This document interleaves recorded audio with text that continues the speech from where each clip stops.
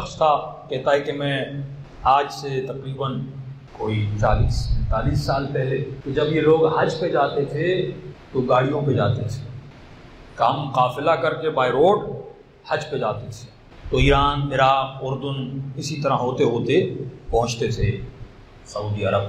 پھر ہم نے حج کیا، واپسی پر ہماری بس تھی جس کو ہم ایران جانا چاہتے تھے، لیکن ان سب بس والوں کو پتہ تھا یہ شیعہ ہے، تو لہٰذا یہ بسیں ہمیں راستہ نہیں دیتی تھی، آگے بھی بسیں پیچھے بھی بسیں، تو ہمارا ڈرائیور تنگ آ گیا کیونکہ دھوڑ مٹی صحرا اور یہ بسیں آگے چل رہی ہیں، کبھی ہمیں راستہ نہیں دے رہی تھی۔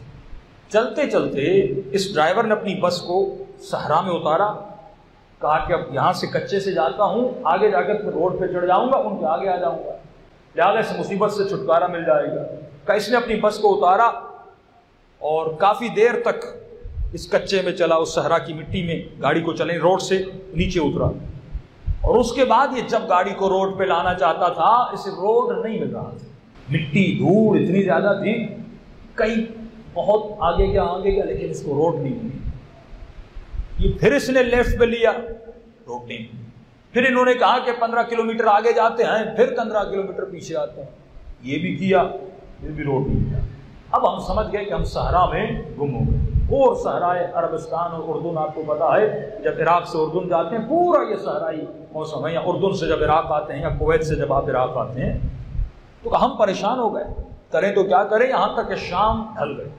اب پچھلے زمانے کی گاڑیاں پانی پر ان چیزوں پہ چلتی تھی، پانی بھی ختم ہو گئے، رات گزری، پھر صبح ہوئی، پھر ہم نے وہی کیا اندازے کے مطابق، بھائی 20 کلومیٹر اس طرف جاؤ، 20 کلومیٹر اس طرف جاؤ، لیکن چل چل کے اب گاڑی بھی جواب دے گئی، اس کا پانی بھی ختم ہو گیا، اس کے اندر جو انرجی تھی وہ بھی ختم ہو گئی، اب لہٰذا ہمارے پاس بھی کھانا تھوڑا تھا، ہمارا کھانا بھی ختم ہو گیا، دوسری رات پڑ گئی۔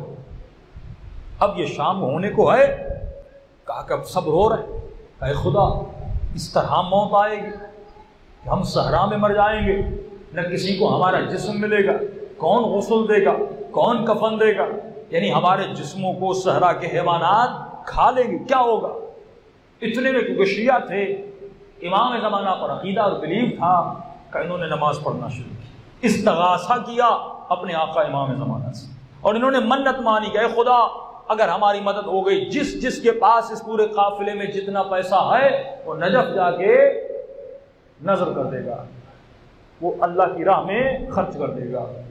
کافی رو ہی رہے تھے تو قافلے سالار جو تھے وہ کہتے ہیں کہ میری اچانک ایک کیفیت مجھ پہ طاری ہوئی اور مجھے بہت رونا آ رہا تھا، اتنے میں نے پتھر تھا اس کے پیچھے گیا اور وہاں پہ میں نے دھاڑے مار مار کر رونا شروع کیا، جس طرح کسی کا دل ٹوٹ جائے اور انسان ضبط نہیں کر پاتا، یہ میری کیفیت طاری تھی، اور میں نے امام کو بلانا شروع کیا، مولا ان کی ذمہ داری مجھ پر ہے، میں ان کا قافلہ لایا ہوں، کیا ہوگا اگر یہ لوگ یہاں پہ مر گئے؟ اسی سوچ میں تھا کہ اچانک دور سے ایک گھوڑے سوار عرب آ رہا تھا، اس نے کہا شیخ گھبراتا کیوں ہے، میں تجھے راستہ بتا دیتا ہوں۔ کہ وہ میرے قریب آیا عرب، اور اس نے کہا کہ شیخ رو کیوں رہا ہے؟ کہ راستہ گم ہو گیا ہے، کہ اب اس راستے سے جاؤ، آدھے گھنٹے کے بعد تم اردن کے روڈ پر اور اردن کے بارڈر پر پہنچ جاؤ۔ اس لیے لوگوں کو آپ کو خوشخبری ہے، یہ عرب آیا ہے اور اس نے کہا کہ یہ راستہ آدھے گھنٹے لے کر جاؤ اور تمہیں بارڈر مل جائے گا۔ تو لوگوں نے کہا نہیں، ہمیں اب ڈرائیور پہ بھروسہ نہیں ہے، اگر آپ کو زحمت نہ ہو اس عرب کو کہیے ہمارے ساتھ چلے اور ہمیں راستہ دکھلائے۔ اس نے کہا بھائی میں کہہ رہا ہوں شیخ اس راستے سے جاؤ، مل جائے گا، ہم کہہ رہے ہیں۔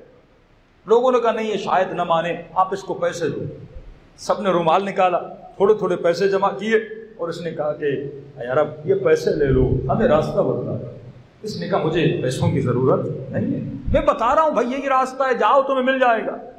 یہ کہ ایرانی صاحب کہتے ہیں کہ میرے جیب میں قرآن تھی، میں نے قرآن نکالا، میں نے کہا علیک بالقرآن، آپ کو قرآن کا واسطہ ہے، آپ ہمارے ساتھ تھے۔ کہ فوراً اس عرب نے کہا کہ شیخ لا تحلف بالقرآن، چھوٹی چھوٹی باتوں کے لیے قرآن کی قسمیں نہ کھایا کرو، یہ قرآن بہت عظیم چیز ہے، اتنی آسانی سے تو قسم کھا لیتا ہے، قسم نہ کھایا کر، لیکن کیوں کہ تو نے ہمیں قرآن کی قسم دی ہے اور ہم قرآن کا احترام کرتے ہیں، تمہارے ساتھ چلنے کو تیار ہیں۔ سب کو کہا بیٹھ جاؤ گاڑی پر، کہ ہم گاڑی پہ بیٹھے، ڈرائیور نے گاڑی کو اسٹارٹ کیا، گاڑی چلنے لگی۔ اب یہ بھول گئے کہ اس گاڑی میں پانی نہیں تھا، اس گاڑی میں کوئی فیول نہیں تھا، یہ گاڑی چلی تو کیسے چلی؟ چلنے لگی اور سفر طے کرنے لگے۔ اچانک نماز کا وقت ہوا، اس نے کہا کہ شیخ گاڑی کو روک، وقت نماز ہے۔ ہم نے کہا ہمارا پانی ختم ہو گیا۔ کب وہ نیچے نکلے، ایک صحرائی پتھر تھا، اس کے پیچھے گئے۔ پتہ نہیں انہوں نے کیا کیا کہ شیخ اس پتھر کے پیچھے جاؤ، وہاں پہ پانی موجود ہے، تم سب لوگ وضو کرو اور اپنے برتنوں کو بھی پانی سے بھر دو تاکہ سفر میں تمہارے لیے آسانی ہو۔ کہ ہمیں سمجھ نہیں آ رہا اس صحرا میں پانی کہاں سے آیا۔ ہم سب گئے، ہم نے وضو کیا، پینے کے لیے پانی بھرا، اتنا گوارا پانی تھا، نماز پڑھی اور اسی کے پیچھے ہم نے نماز پڑھی، اور اس کے بعد ہم پھر گاڑی میں بیٹھے، پھر گاڑی چلنے لگی۔ اب ہم نے گفتگو کرنا شروع کر دی۔ میں نے کہا کہ شیخ مجھے بھوک لگی ہے، آپ کھانا نہیں کھائیں گے؟ اس عرب نے کہا کہ میں روزے سے ہوں، لہذا جب وقت ہوگا تو میں اپنے وقت پہ کھانا کھا لوں گا۔ تو کہتے ہیں اسی گاڑی میں جب وقت افطار بھی ہوا، میرے پاس رومال تھا، میں نے کھانا پیش کیا۔ اس عرب نے کہا کہ یہ کھانا میں نہیں کھانا۔ کہتا اس رومال میں ایک روٹی کا ٹکڑا تھا، جو روٹی میری زمین کی گندم سے بنی تھی۔ اس نے کہا ہم یہ ٹکڑا رکھ لیتے ہیں کیونکہ تم نے ہمیں کہا ہے جب وقت آئے گا ہم یہ کھا لیں گے۔ اب بھی مجھے سمجھ نہیں آ رہا۔ تو اتنے میں چلتے چلتے انہوں نے کہا کہ تم ایران کے فلاں شہر کے رہنے والے ہو؟ میں نے کہا کہ آپ کے فلاں شہر میں فلاں جو عالم دین خطیب آئے اس کی مجلسیں ہمیں بہت پسند ہے، وہ بہت اچھا ذکر اہل بیت کرتا ہے۔ فرمائے وہ کون تھے؟ وہ آیت اللہ وحید خراسانی تھے۔ تو میں نے کہا آپ وحید کی بات کر رہے ہیں؟ انہوں نے کہا شیخ عالم کا نام احترام سے لیا کر، لقب سے لیا کر، کبھی روکھا نام نہ دیا کر۔ آج کل لوگ جو علماء کی بہترامی، مراجع کی بہترامی کرتے آئے، یہ ضرب لگا رہے ہیں امام زمانہ کے فرمان پر۔ فرمائے جو ہمارا ذکر کرتا ہے اور پھیلاتا ہے، آغا وحید خراسانی کی تائید کی اور کسی اور مجتہد کا لیا کہ وہ بھی آپ کا بہت اچھا مجتہد ہے۔ اتنے میں مسائل پوچھتا رہا، مسائل بتاتے رہے، کہتا راستہ قریب آنے لگا اور انہوں نے کہا ایک بات یاد رکھنا، تمہارے پورے قافلے کے لوگوں نے ایک منت مانی، ان کو کہنا یہ منت نجف میں پوری نہیں کریں۔ میں نے کہا کیوں؟ کیونکہ انہوں نے منت مانی ہم سارا پیسہ نجف میں اللہ کی راہ میں خرچ کریں گے، اگر تم نے پیسہ خرچ کیا تو آگے تمہیں مسائل پیش ہوں گے، تو ہم اجازت دیتے ہیں کہ اپنی منت کو ایران میں جا کر پورا کرنا۔ اب کہتا ہے مجھے یہ بھی پتا نہیں ان کو کیسے پتا چلا کہ ہم نے منت کی ہوئی ہے۔ اتنے میں گاڑی اردن کے بارڈر پہ پہنچی، رات کا وقت ہو چکا تھا، تو انہوں نے کہا کہ اب میں چلتا ہوں۔ میں نے کہا کہ آپ نے ہماری بڑی مدد کی، آپ رک جائیے، صبح ہم آپ کو خود آپ کی جگہ پہ چھوڑ کر آئیں گے۔ انہوں نے کہا نہیں، اور بھی بہت سارے اتنے آئے جن کو ہماری مدد کی ضرورت پڑتی ہے۔